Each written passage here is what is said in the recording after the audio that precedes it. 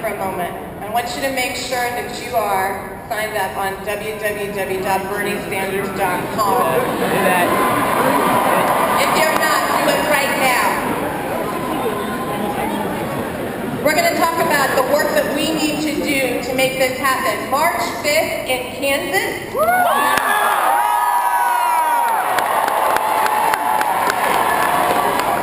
Missouri primary, March 15th.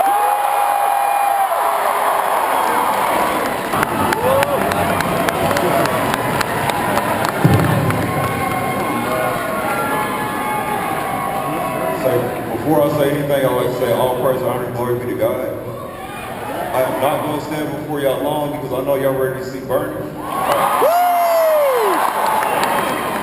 And for those that don't know, my name is Brandon Ellington. I represent the 22nd District. I'm also the chair of the Legislative Caucus.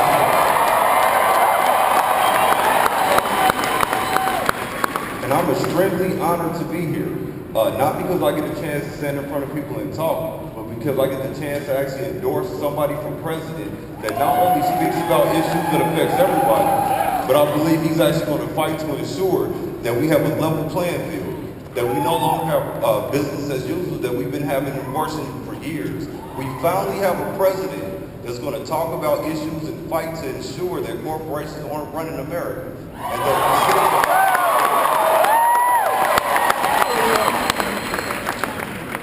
And that as somebody that comes from a marginalized past, I find it extremely refreshing to see somebody on the presidential stage that's not afraid to talk about America's past atrocities, that's not afraid to talk about criminal justice reform.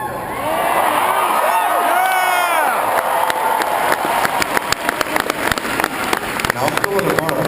I'm feeling the burn.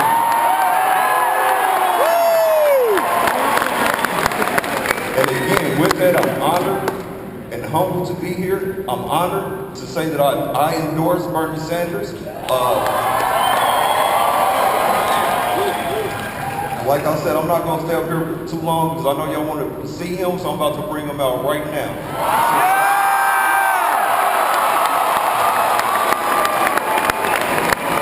So if I can get everybody in here to scream as loud as you can for the next president of the United States of America.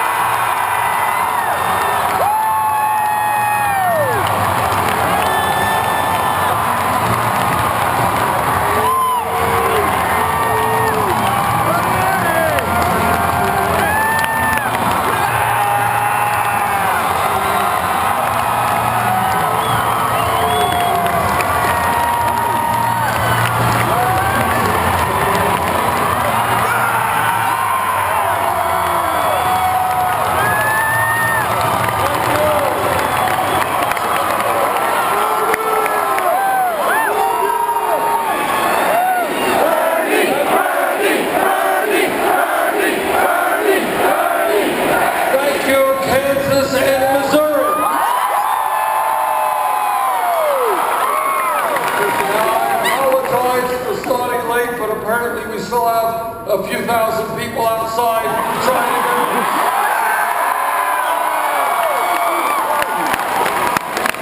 Let me thank Jonathan Jones and Tessa Shaheen for their wonderful introductions, and let me thank Representative Brandon Ellington for all of the great work that he is doing.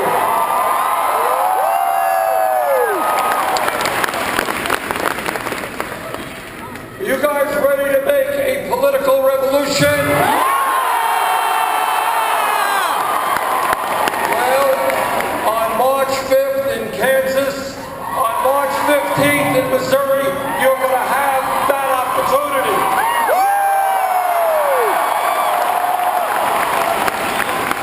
This campaign has taken on the big money interest in the financial establishment.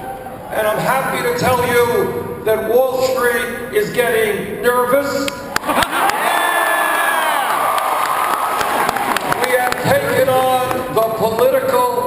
establishment. And we are taking on the media establishment. And we are gaining momentum every single day. We started this campaign 9.5 months ago. We were at 3% in the national polls. In the last week, there have been 3 national polls which have us in the lead.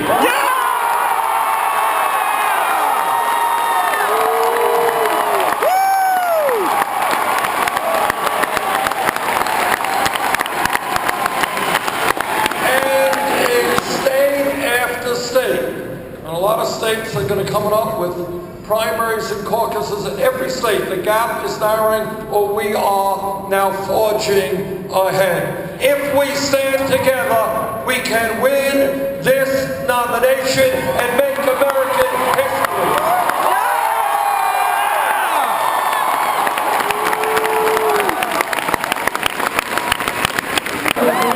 But the point is that the gay community and their straight allies said, you know what, in America, people should have the right to love those people they want to be loved.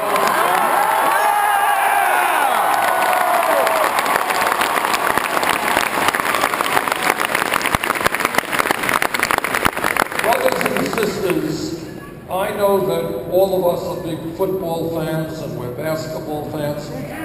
All right. But football and basketball, when you turn on the TV, that's a spectator sport. We see great athletes at work. Democracy is not a spectator sport.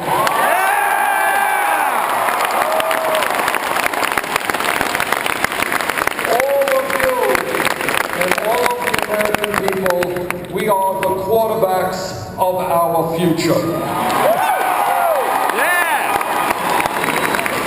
And what we have got to understand is that men and women over the decades have put their lives on the line and sometimes died to defend American democracy.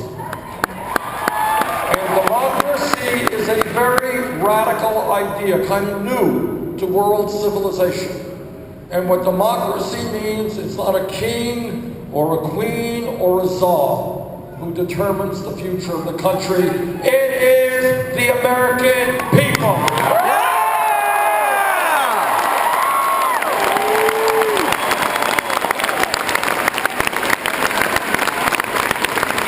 I want to take a moment to talk about an issue that does not get a whole lot of discussion. And one of the things that we're trying to do in this campaign is force discussion on issues that the establishment would prefer that we did not discuss.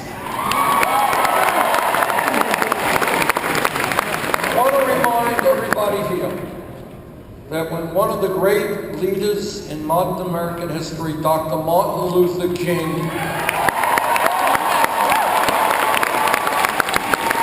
when he was assassinated in Memphis, Tennessee, he was there not on what we would call a civil rights demonstration. He was there standing with striking garbage workers who were exploited and low paid.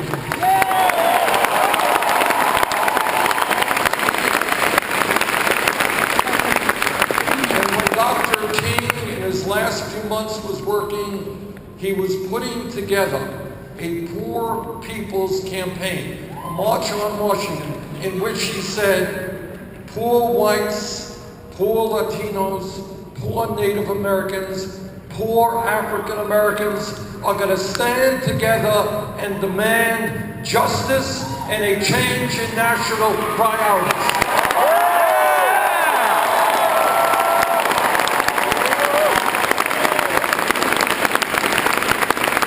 And what Dr. King said at the end of his life, let me quote you what he said. He asked a question, and I want you to hear how resonant that question that he asked 50 years ago, how resonant that is today. He said, do you know that most of the poor people in our country are working every day.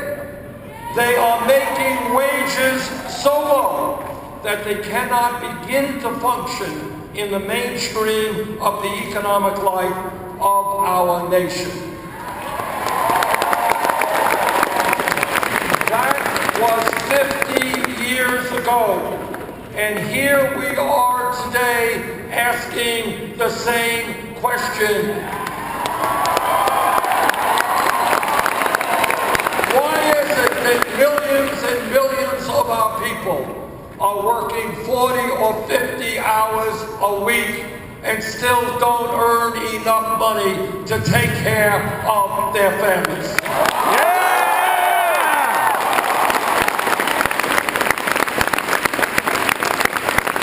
What we know today is that Wall Street and billionaires are pouring huge amounts of money, and I mean huge,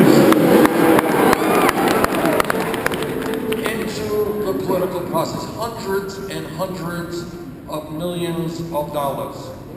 All the while, poor people in Kansas and Missouri and Vermont and all over this country, they're trying to figure out how they can survive the coming week, how they're going to feed their kids, how they're going to keep their apartments warm, how they're going to be able to put gas in the car to get to work.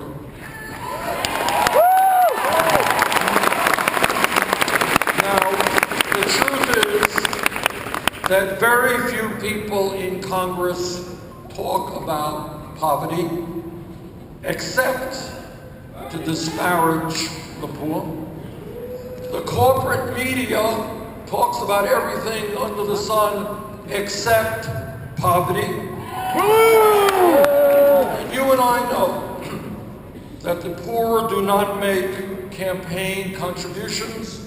The poor have no political power, and most people living in poverty do not even vote and are way outside of the political process.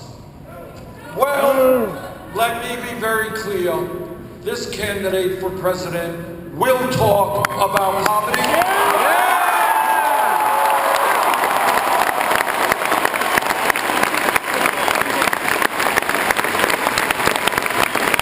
Will stand together with the most oppressed people in this country.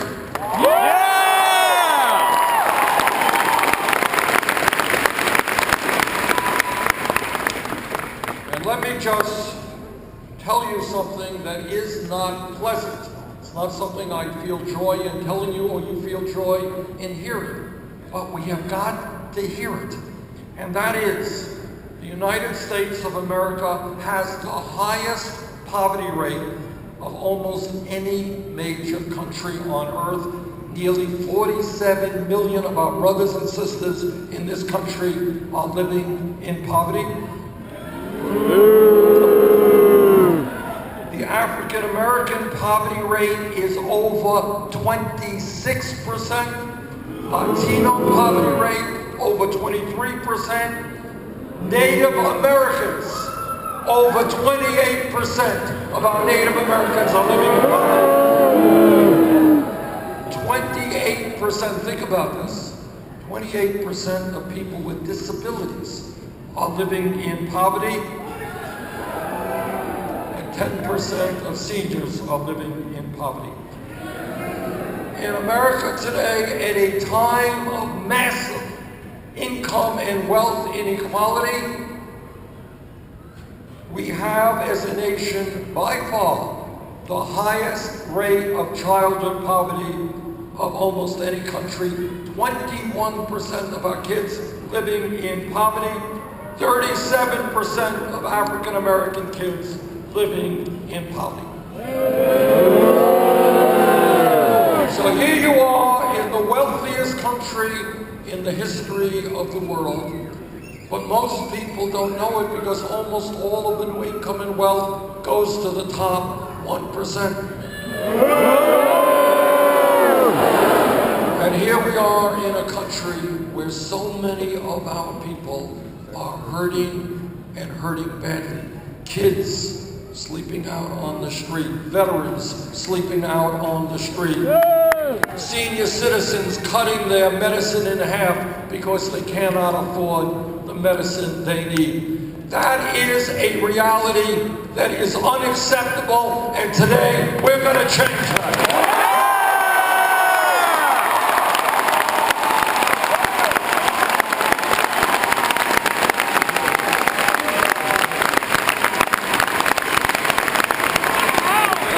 Which represents all of us, not just wealthy campaign contributors.